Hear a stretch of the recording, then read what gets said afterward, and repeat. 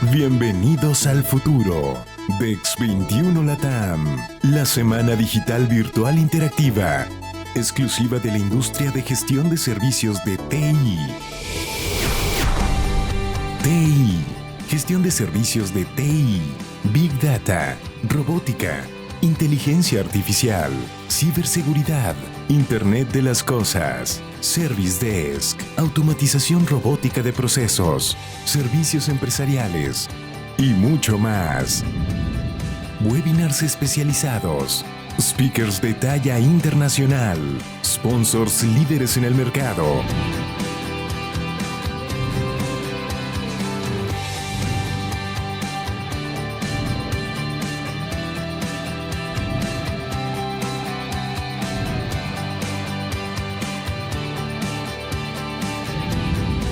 DEX 21 LATAM.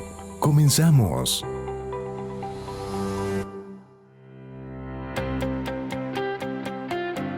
Nabil Azar, ejecutivo y emprendedor consumado que fundó y cofundó con éxito 4 empresas, forjando nuevas asociaciones y expandiendo negocios en nuevos territorios de Emiratos Árabes Unidos, experimentado profesional en el manejo de las relaciones con clientes y la venta a los sectores de gobiernos, empresas, salud, defensa, educación, petróleo y gas, así como consultoría en transformación empresarial, gobernanza de la información, lanzamiento de servicios y agilizar las operaciones. Actualmente se desempeña como cofundador de ACIS IT en Dubái.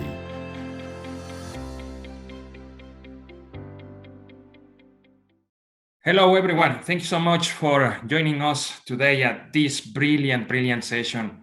I am thrilled to share with you that Nabil Azar is today with us. So Nabil, I want to thank you for being here with us, and please tell us what you have for us today. Hello, good morning. Thank you very much, Mauricio, and everyone for having me. And I'm very thrilled and excited to be joining from the other part of the world. This forum, this 4 days event. Today, I will be talking about the artificial networks in terms of knowledge mining and neural networks, and how it helps to support more the auto allocation and case discovery. I will be not talking much about a solution perspective in terms of vendors. There is many vendors who are already there and talking as well. I will be more giving a high level and talking about 2 cases. I hope my session will be quite interesting and looking forward that at the end for all your question and answer. I'll be sharing now my screen, just a second. So again, I'm the co-founder of ACIS IT coming from Dubai. Let's start by discussing what is knowledge mining. Many of you might know it, many may not, but knowledge mining is more about combining artificial intelligence service to help organization, extend their search and drive content understanding. And definitely it's all based on data available and even relevant background knowledge where useful. And all these knowledge come in place where it comes to a certain understanding that we need to, even when we have limited information or limited knowledge, we can derive better result. Why knowledge mining and not data mining? And this is what basically many are asking themselves. Well, knowledge is not the only thing harvested from data mining. And when we talk about, and I do understand why many people ask me why knowledge mining, not data mining, for one single thing that there is a lot of acronym that comes along with data mining, that has the word knowledge, which is knowledge discovery. And this confusion is put in place. But in the end, knowledge mining is a subset. And many people thought that knowledge mining was created new, but no. We can go back to 2005 to, if you can look at it, a handbook on volume 24 by the below Kenneth Kaufman and McCliskey.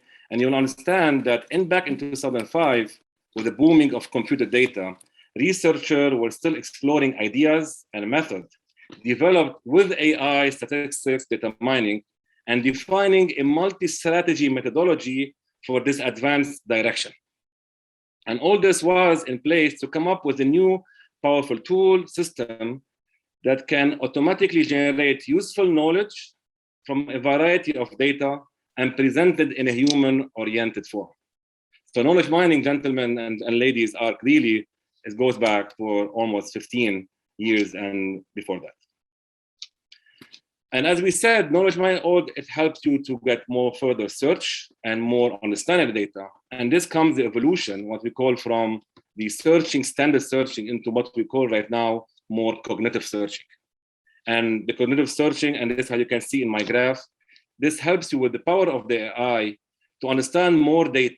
And one of the output of understanding data comes with data ranking, data classification, and detecting patterns.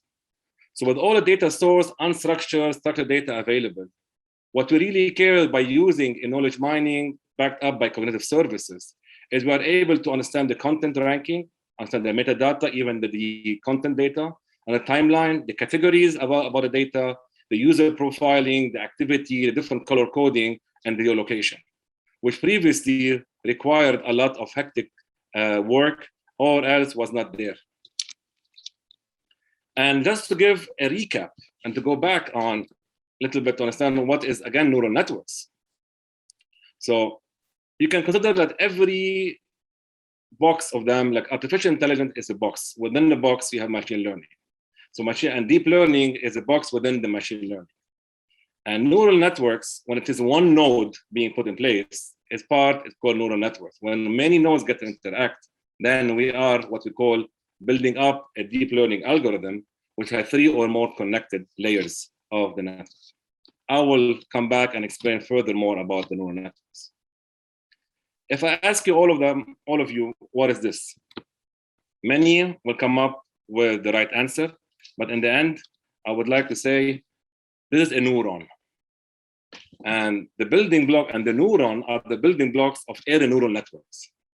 And the neural networks and the neuron are in our brain.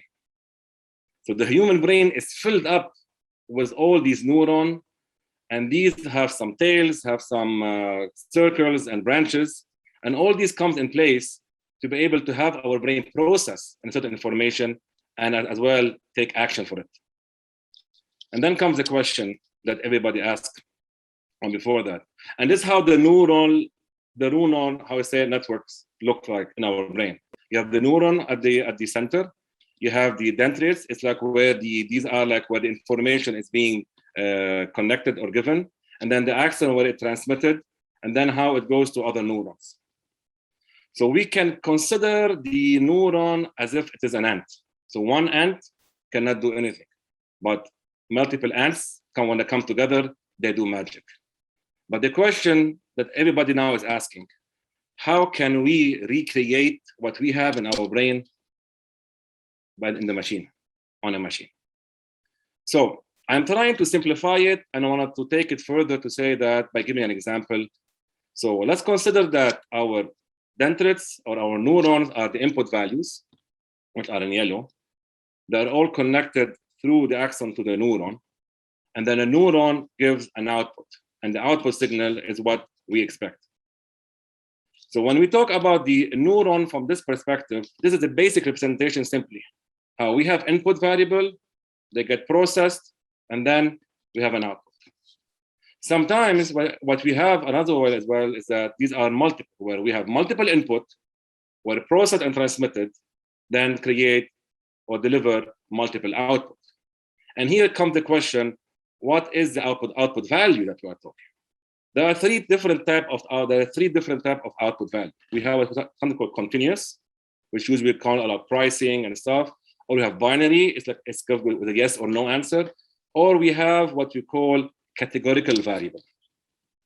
And the output of a categorical variable, comes in different, depends on the input and the process, we have different output. And this goes back into our current today session or subject, that how can we auto-allocate, understand, using the different input data available and deliver multiple output.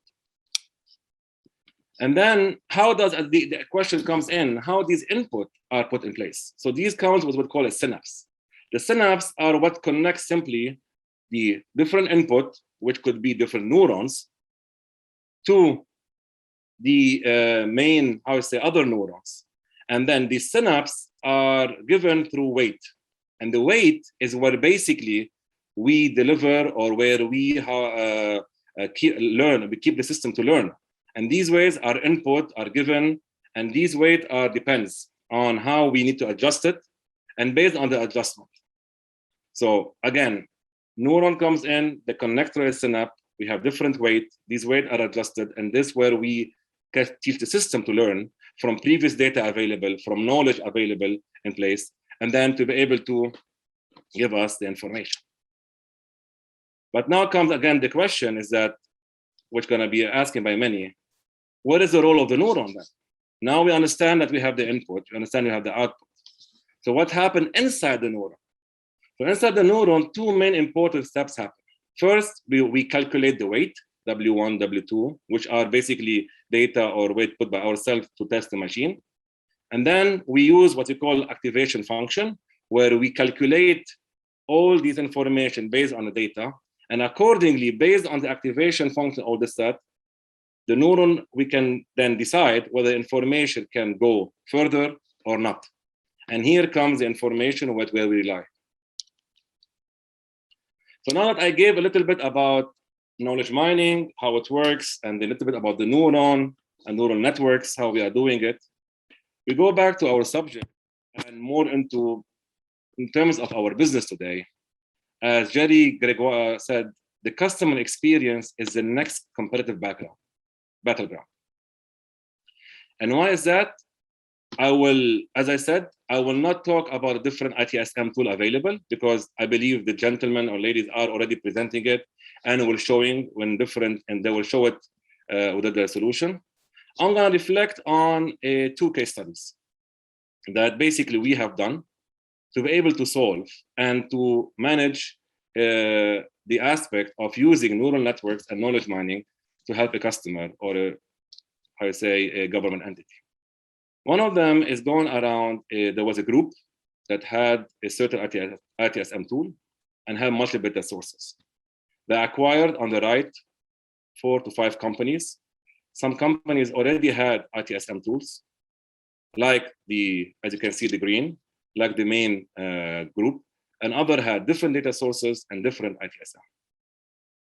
So the challenge what we needed to do was to achieve a centralization within a short period of time of the whole support function, so that there is less interruption and that there is more of a fast action, and to maintain the customer satisfaction or even upscale it.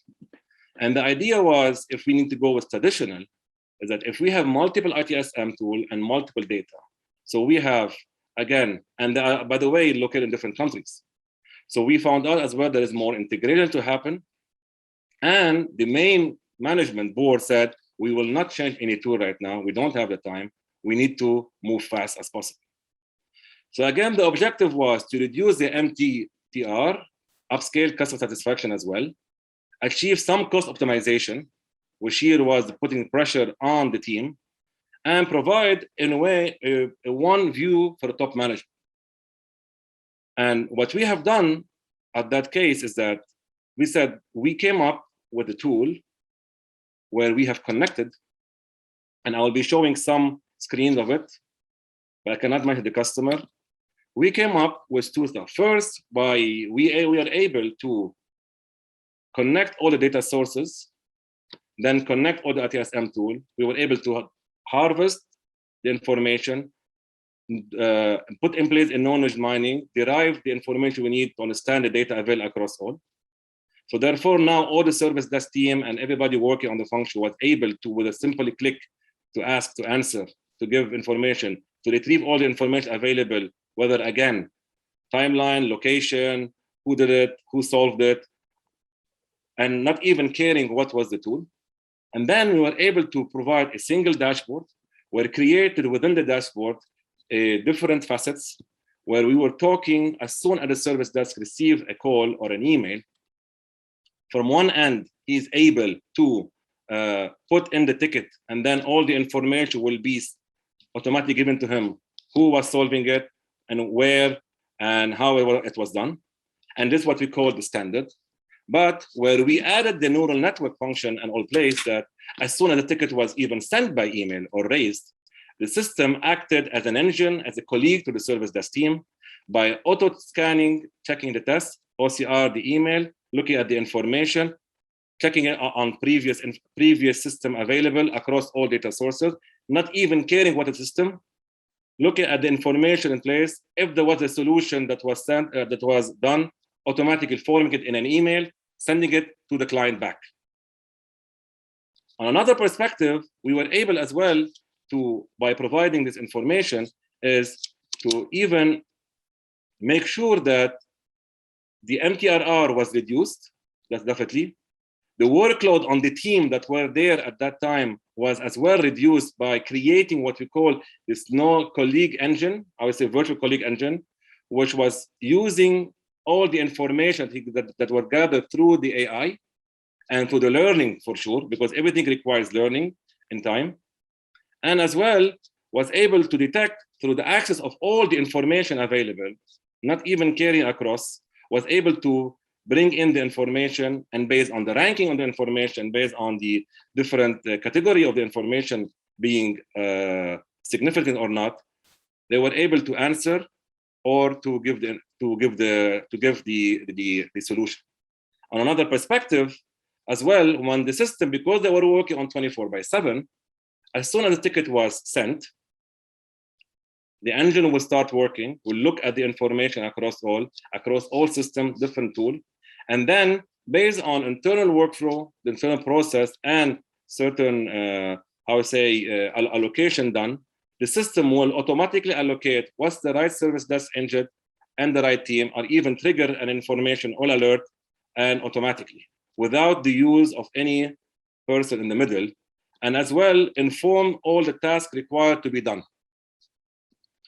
And by doing all this, we were able to make sure the data has become more clearer. It got, got cleansed or cleaned, and knowledge was being harvested by time and made more information searchable and much faster. And this is how we were able to achieve, in very short time. And if I tell you, and believe me, in 45 days, to make sure more than 20,000 customers or online people in place, plus were able to significantly work. Another case I want to talk about it as well, where it was used in something different. We all know right now how the COVID-19 is affecting our life. It's affecting the business, affecting the schooling, it's affecting the government and the business. I cannot share more the company name, but this company came up and with our help to create to do a testing. And that testing was supposed to be done very fast with the mobile app. And what it required, and imagine when you are upscaling it on a governmental across the world. And the test was simple, was after you do a test to the mobile app and analysis, you have either you are negative or positive. So the challenge was in place that you need to do a test, as you can see in the first picture, using a blood drop. Then to the mobile app, you need to scan the image. And then using the AI, then the result will be there. So it looks very simple, very nice for user-friendly, but at the back end, it was hard. Why? First, we need to make sure the channel coming from the background light by the users, the image quality taken when you are snapping. As well, you need to make sure that there was GDPR compliance, because we could not know who is the person in case there was an issue and they raised a ticket or they called or something.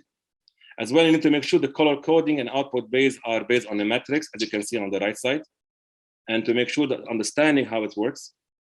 System can and was supposed to hold at that time 10 million users. Today it holds 50 million simultaneously doing a test.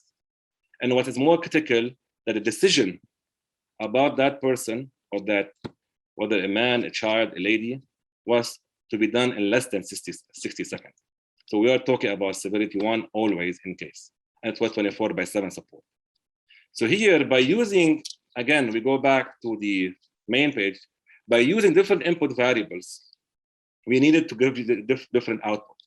And because of the constant machine learning and neural network learning about the knowledge from previous different location and different blood tests and component in place without knowing who the person is, we needed to make sure that the system is automatically weighting all the information on the value to be able to make better decisions.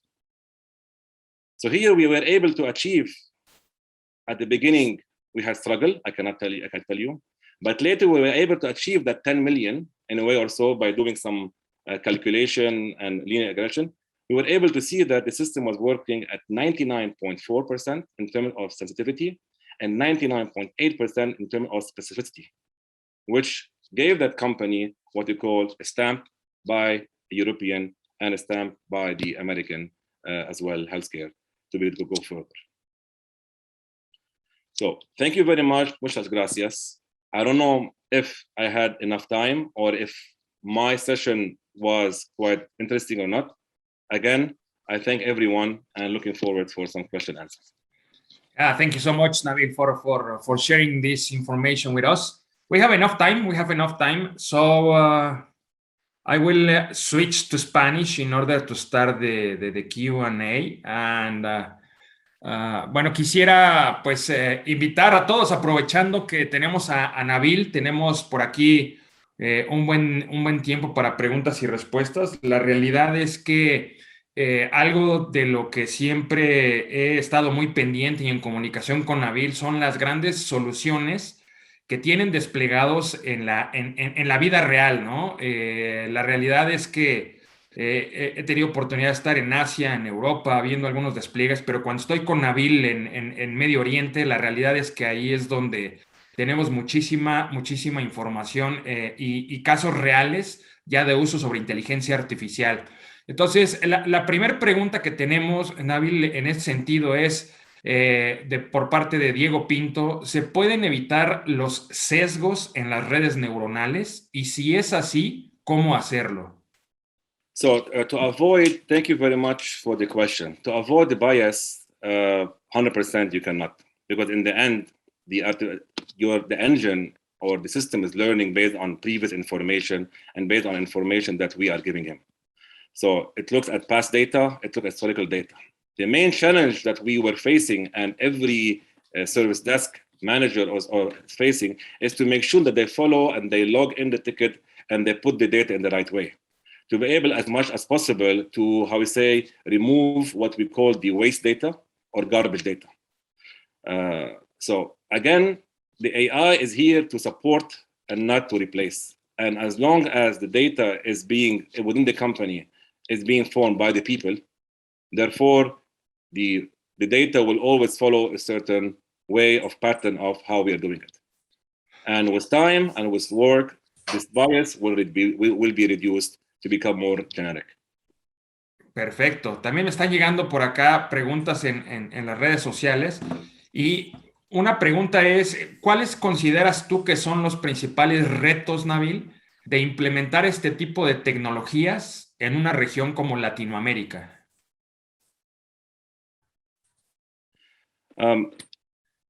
Whether, in my opinion, whether it is Latin America or other part of the world, today everybody is looking at optimizing cost, and everybody is looking at we have small and medium companies who are relying on service desk tool or service management ITSM tool, which are quite not much advanced. And therefore, when you are asking them to move on a digital transformation or move to become more supportive, they don't have the capacity to or the means to implement a new service desk tool. Therefore, what you come in and play and say that, all right, we will come up with a solution where we keep your system in place, connect it with others, and use what we call custom developed kind of a knowledge mining process developed to be able to help you. So the challenges that are faced are like every company. How much is your data clean? How are your data being processed the right way? Is your historical data, have you done some data mining, data cleansing before? Because again, AI gives you output based on the data available. You can clean it, but it gets cleaned over time. So the more your data is cleaned or structured in a certain way, the better the output it is. And from my experience across the Middle East, Africa, and in some point in Europe, I can see that the challenges are always the same with every company right now. So, and from another perspective, if I may add again, is the enablement and the adoption of the team in place who really need to be trained from now on once they have what they call a virtual colleague with them, this AI, supporting them, that the system has the cases or the tickets or the information have to be put in the right way and in the right place and as per a certain process. Perfecto. Tenemos varias preguntas, Nabil. La verdad es que tenemos bastantes comentarios. De Jonathan Morales, ¿existe alguna técnica para identificar la red neuronal que debo utilizar o desarrollar? Well, in terms of technique, there is around the AI, you can use many techniques. In the end, the information that goes around is how you make sure that the data is the input variable are put in place and how you weight these input variables so that they are connected together. In the end, this is how things work in our head. If we take our information today, do you have a technique to solve a problem when you want to buy a house or sell a problem or fix something in the house or in the car? You are using your senses, your information you have, or past information, and then processing it and then doing the next action. So if you are buying a house, for example, you are using the technique of whether I want to be located next to the city, or I want to be next to the sea, or I want to be in the village, or am I single, or have a family? And this technique basically goes back from your background or how you were thinking. And this is how the output goes in place. Perfecto. Tenemos otra pregunta de José Manuel Padua, que nos pregunta, ¿qué requerimientos de infraestructura y plataforma tecnológica debe tener una empresa para emprender soluciones de redes neuronales? Well, it's quite there is a long answer for it. But in the end, you need the infrastructure, you need the powerful engine, powerful infrastructure server with high processing, and you need to have the right different tools available. I am not in position here to recommend which tool or not, because I want to be, more of non-bias, because everybody here is using. But definitely to be able to do the AI and the neural networks and all, you need powerful engine and you need powerful, resource in place within the engine to be able to run it. Okay, and to open the discussion, Nabil, I will add something. I know that you have been working a lot with these kind of solutions tools, but I have seen how you are working with some middlewares and some cloud services in your region. Can you share with us something about that? You mean like names? Yeah, middlewares and cloud services. What type of cloud services are you using over there? In which kind of companies? So in terms of companies today, what we are using, so there is ourselves as ACIS, we're using product from Germany and from Spain as well, and from the US. In Germany, we're using a powerful tool called Integrator. All right, it's more of a knowledge mining, cognitive search engine that runs that does more of the data mining and bring all the information and provide more of a fast indexing and build up on vector space and networks. As well, we use open space or open source or more of let me tell you about another company. We use another German company that is using no code, zero code in terms of designing the automation. So when we talk about anything automation, we use how we call hyper automation. So an automation, it acts as an enterprise bus hub, this company where basically it can connect to different data sources, different systems.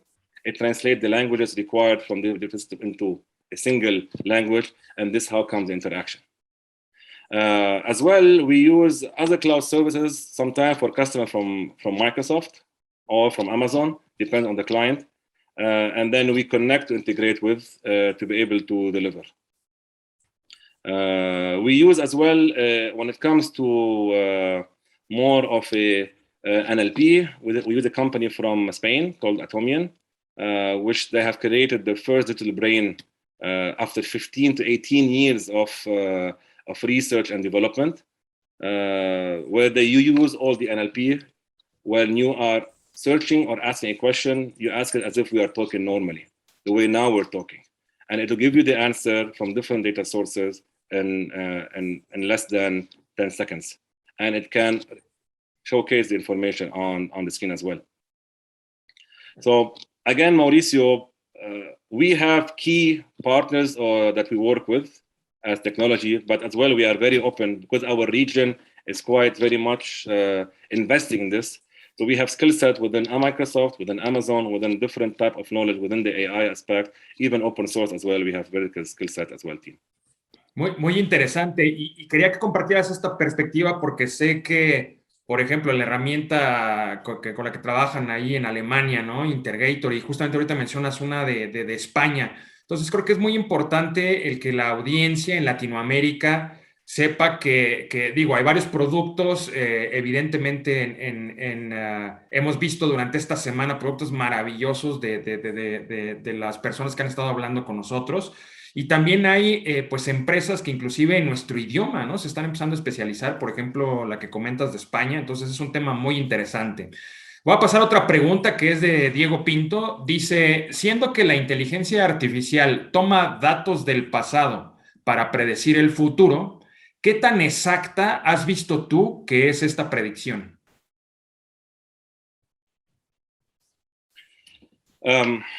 Nothing is 100%, and the date and the prediction is never from the first stop or from the first try the right way. So when you use data from the past, which has been cleansed again, which has been in a way put into the right quality or quality data we have, then you expect to see a certain pattern. Again, knowledge mining is all about looking at the certain data, using the AI, looking at patterns, and deriving or understanding the data. So when AI engine is looking at past historical data, which are clean, then they can to a certain pattern, and we're looking about not data from last month or 2 months, we talk about data which are definitely 5 years, 10 years, if available, or even 3 years. Let's say data, or you have much, or data that has much more occurrence within your organization in terms of, let's say, systems or issues. And then the prediction is put in place using whatever is in the past. But what is a little bit sometimes surprising and interesting, that through the use of neural network and AI, sometimes the engine is seeing things which we as a human being does not see, and discovering things that even us with all our intelligence are not seeing. And this is where the beauty comes in the prediction side, and we had a case where the AI predicted something where our data scientist, our consultant, and I were saying, no, it cannot happen. But after thorough review, which took us almost a month, we were able to find, because we were like processing millions of data, we were able to deduct how this engine almost come up with that answer. And we kept it on a quarantine to see exactly and tested it. And it was right. On another case, it was wrong. So here, it's all about, it's a mixed answer, but as well, the AI and the artificial intelligence can give us information and see things that we do not. And this is where it comes in as a support, not as a replacement. Perfecto. Tenemos otra pregunta. Supongamos que yo estoy interesado en esta perspectiva que nos comentas hoy de la gestión del conocimiento y toda esta parte de redes neuronales. ¿Por dónde debo comenzar en mi empresa? ¿Por dónde? So, to start, top management of the company side, top management decided that we need to do a change. That change should take further to the decision is put in place. You have to understand that as well there is some investment to be put in place. All right. And that investment will come back to return on your investment will be in the long run, not in the short run. But as well, so second step is you need to go and assess your data. So first, you need to assess the data, the quality of your data, you understand the data you have. Many of you, and I can assure you, after working with hundreds of clients, I can tell you, more than 82% of the clients that we have worked with or being interacted with or have consulted with, more than 82 to 80% of them had almost 30 to 35% of the data duplicate and had garbage data which were being used by different team or different systems and giving result which sometimes we're having a wrong result. So first we start by data cleansing, data mining, what we call understanding data, cleaning. Then you put in place what do I want? What do I want to achieve as an output? And from that output, you start deriving what are the input variables that you want. So first you start, instead of putting hundreds of input variables, you start by starting small, and then how you test it. You put a couple of input variables you want, and you start putting that output. And then furthermore, you start increasing. Or you bring in specialized people, and I believe BP Guru has, if you are in Latin America, right, data scientists who are in place and consultant, who will sit down with you guys hand by hand and step. And we are there as well to support if needed, for sure. And derive and understand the full designing and full process, understand your data, and challenging you and the management on the output that you want. And at the end, we will tell you, we cannot guarantee 100% result as of today, but this result can be achieved at a later stage. And this is how the data or the AI engine will start learning and learning. And the more we keep doing the right way, the more the system becomes more improved. Está muy interesante lo que comentas ahorita del resultado, no va al 100% y justo se liga con la siguiente pregunta de Miriam Salazar. Ella nos pregunta, cuando un sistema inteligente da el 99% de resultados sin necesidad de la operación del ser humano, esto conlleva un riesgo que en algún momento dicho sistema pudiera colapsar. ¿Qué opinas tú respecto a estos riesgos? Sorry, I couldn't hear the question right. Is it? I heard some part of it that if a system gives 99%. Yeah. Let's suppose that the system you have a successful output of 99% of the outcomes without human intervention. Now this has several risks attached to this outcome. What do you think about these risks? Well, so far I did not see anything having 99%. And yeah, that's good. If we have a system that runs 99%, so how we say, welcome to Skynet of Terminator. So for those of our generation. But definitely under now, I think, personal opinion, we will not reach in the near future ever the 99%. Even right now, the big companies who are using the AI on many things, even, I believe that not even reach quite a high number. Because again and again, the human is there. The human factor is always there. The data is always part of this. So to answer the question in a nice, funny way, if ever we reach the 99%, I think the world will be dominated by robots, by engines, and we will be working for them in a way. Because they will be outsmarting us by far.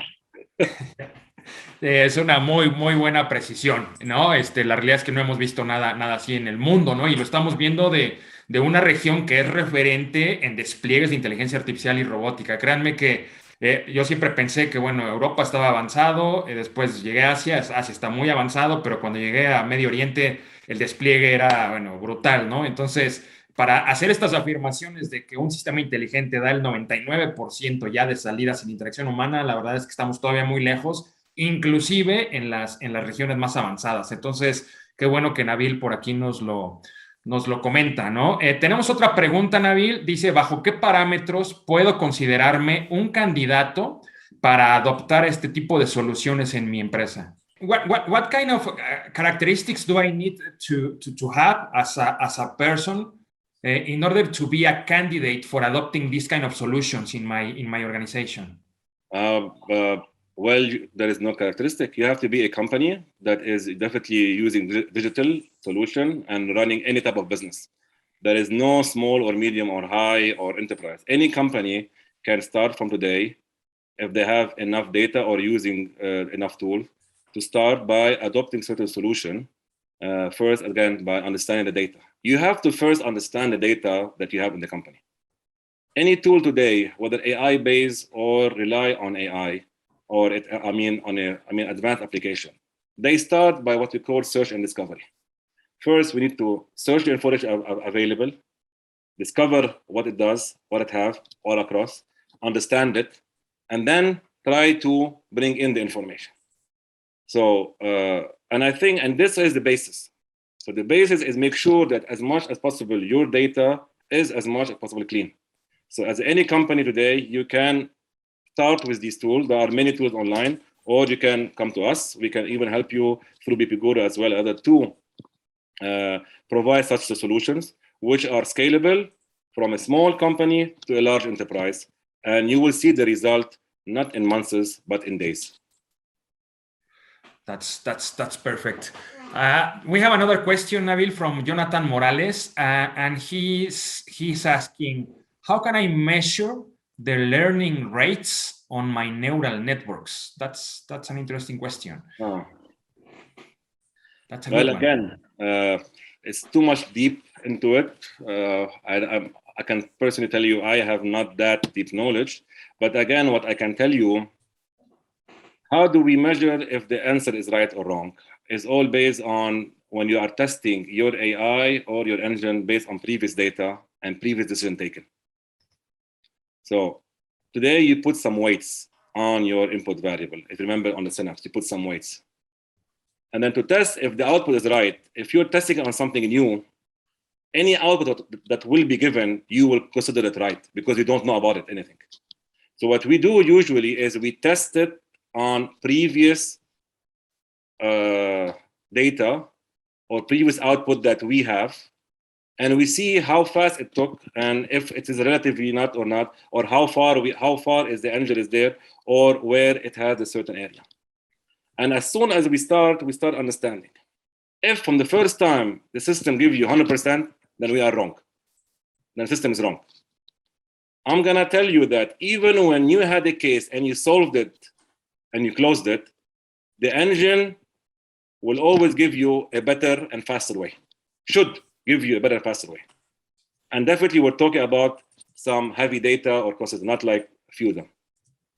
So again, the metrics is based on how you compare it to previous one. You have to be close, not too close, and definitely not too far.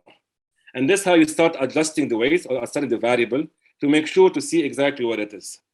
Making sure that the answer is as well the way you want. And the output is there, but the way to the output is maybe different. That's good. I hope I was able to answer. Yeah, absolutely. We're getting several congratulations messages that they are really enjoying this session, Nabil. And we have another question, last question, if I may. We do not have the full, well, we have a couple of more.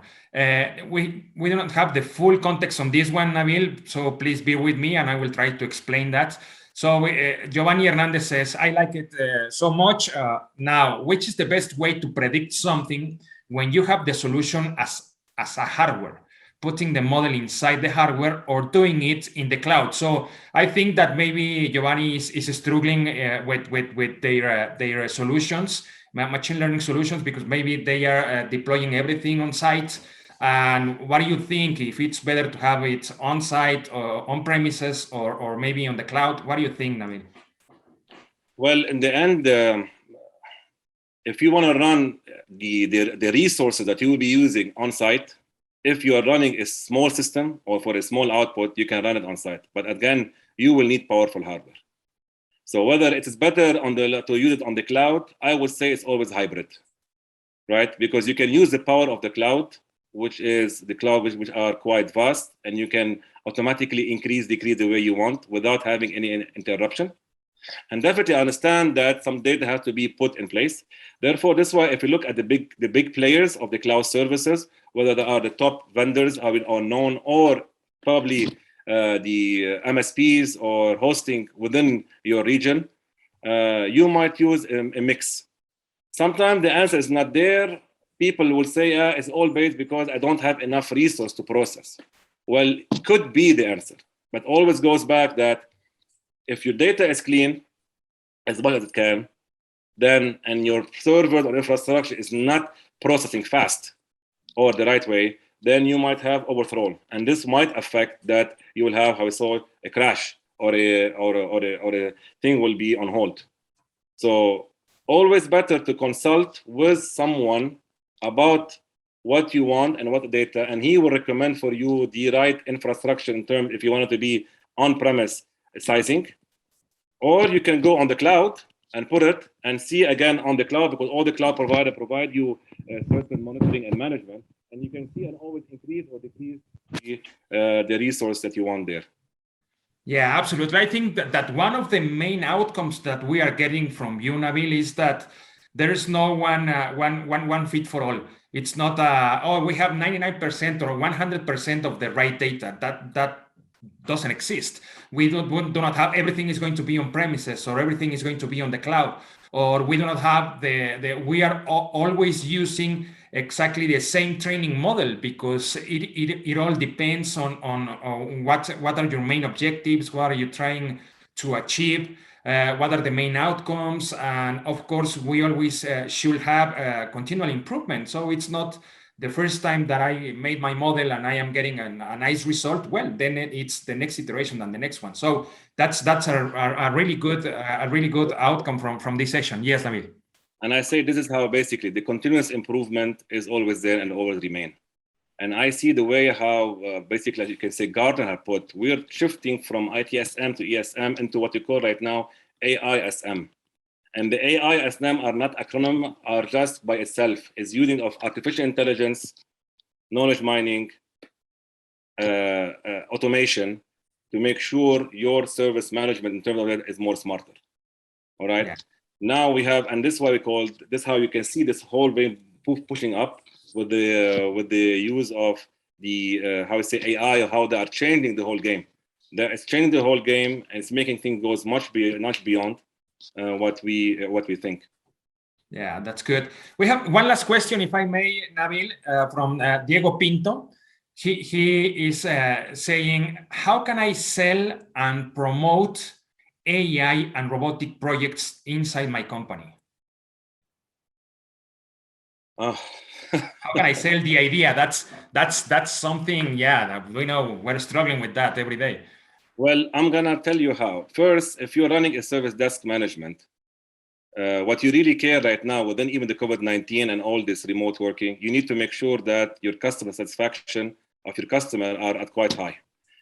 And to retain your customer and grow it further. And to do so, you need to make sure that, again, your MTTR is quite very, how I say, low. So, and to be able to achieve this and do cost optimization, you need to have a system, no matter what service management tool you have, with AI capabilities and knowledge management capabilities. So in order to sell it internally, you have to ask the management, what do we care right now? Are we just adopting a tool to change, or we want to transform the whole company or transform the whole business? If the answer is, I want to transform, maintain, and I want to make sure that I want to reduce the cost, but increase the performance. People think by saying cost optimization is all about people. No. By reducing the cost, it's not about people. I can reduce the threshold and the pressure on my people by adopting AI to do the routine work or standard work, help me take faster decision, but as well freeing my team to increase their knowledge in further technology and future technology, so the company can remain and sustain for the future. That's how it is. Secondly, you can tell them, if you are into a retail or selling, right now the fight is on customer data. The more you understand your customer, the better you can deliver service. And the better you can deliver the service, the more revenue you will get. And the more revenue you will get, the more you will reinvest in understanding more your customer service, your customer data, to upsell on your existing. And if you are not today adopting a form of intelligence within your business, and usually managers will say, yes, we're good, we're late, yes. This kind of a statement, yes, we're good, we have been running the business for the past 10 years, the same day, and we're happy. Yes, this was, in my opinion, the last decade. Right now, if you will not adopt any intelligence within your business and really do a transformation within your business, the lifespan of a company, as per research and statistics, is not more than 3 years, no matter what. And I believe if you look at the world, and if you do some research, you will find that big names who were still sitting down on the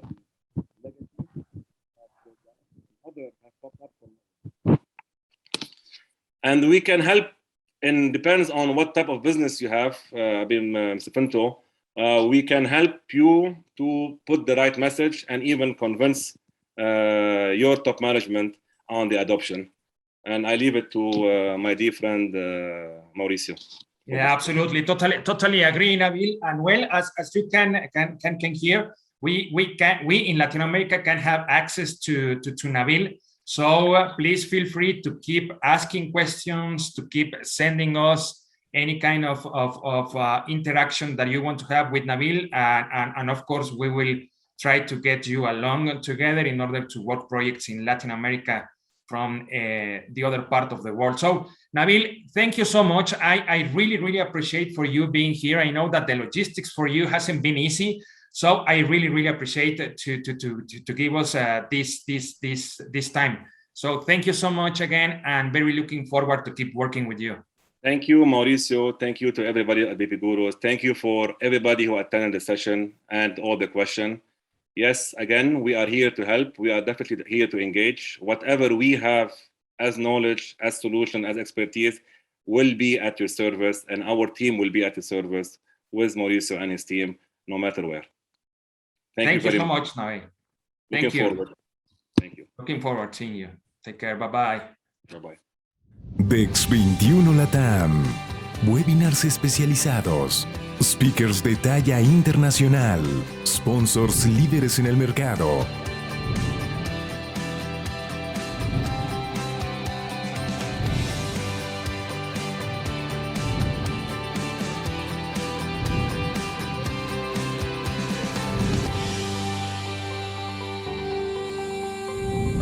DEX 21 LATAM.